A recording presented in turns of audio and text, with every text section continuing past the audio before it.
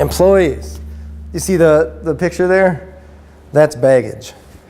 Employees come with baggage. That's all there is to it.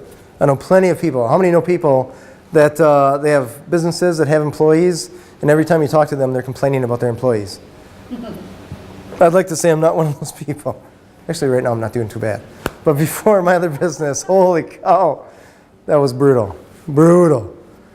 I've known, I keep picking on plumbers, but I know a lot of people that are just, they're just a guy, a van, and a wrench. And they're happy being a guy, a van, and a wrench because they don't want to hire. They don't want to have to fix somebody's mess up. They don't want to have to deal with somebody's baggage, right? Oh, I can't come in today, my kid's sick, whatever. We're an owner of a company. If your kid is sick, you're going to be like, suck it up, dad's got to work, right? Plumbing's got to get taken care of. Does that make sense? All right. So you want to write down the rule. Are you guys comfortable having employees or not? No. Okay, that's fine. Totally fine. So just write that down. No employees. Okay, there's nothing wrong with that. Nothing at all wrong with that. So are you cool with employees? Or even subcontractors? Let's just... At first, no, but I think down the road I would be. Okay, super cool. And how about you? I am. You're probably going to have them. Yes. Otherwise, you're going to be up at 3 in the morning and go to bed at midnight. Yeah. Okay. Exactly.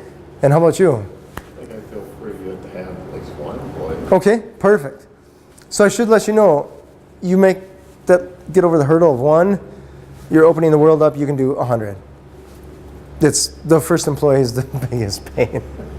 It's safe to say. Anyone? I don't know if you guys, has anybody ever been in a management role of any kind? We had employees underneath you? Maybe they weren't your employees, whatever, but you managed them. And was that fun?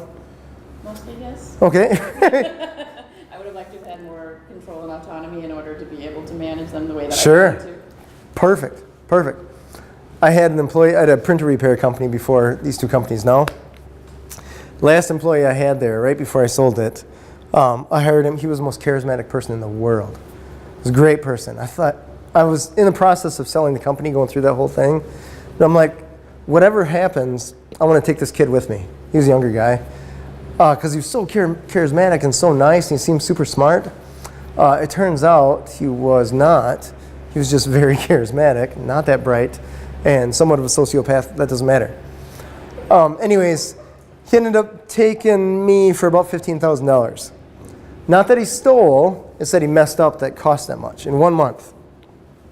So the biggest problem was that my customers had to deal with that. So now I was going back, just trying to call the customers that he had interacted with, trying to figure out what was going on, and try to see, just put the pieces together for where exactly he messed up. And that number, every time I call a customer, that number went up. It was printer repairs, so I ended up having to buy some people printers that he messed up and whatever. So I say sociopath because he didn't end up with any cash. He just was crazy. He would take people's printers apart and tell them it was fixed. And then I'd send them a bill. And yeah, it doesn't matter. Point is, I would call up these people, customers that I've had for years, and I said, hey, it turns out I had a bad employee. No one said, really? No one's like, I've never heard of this issue before. Everyone had a story. My $15,000 was nothing. I had a guy, he lost $100,000 off one employee in less than a month. And I was like, whoa, that's more than 15. Like, that would have killed me. Or I would have killed him. One of the two. Maybe both. At any rate, my point is that employees are a huge pain, but in the end, they're worth it because you get that multiplication factor. You're making money off of their time. Does that make sense? So 1 is better than 0, in my opinion. There's nothing wrong with 0 because you got freedom. You can do whatever you want. The liability is pretty low.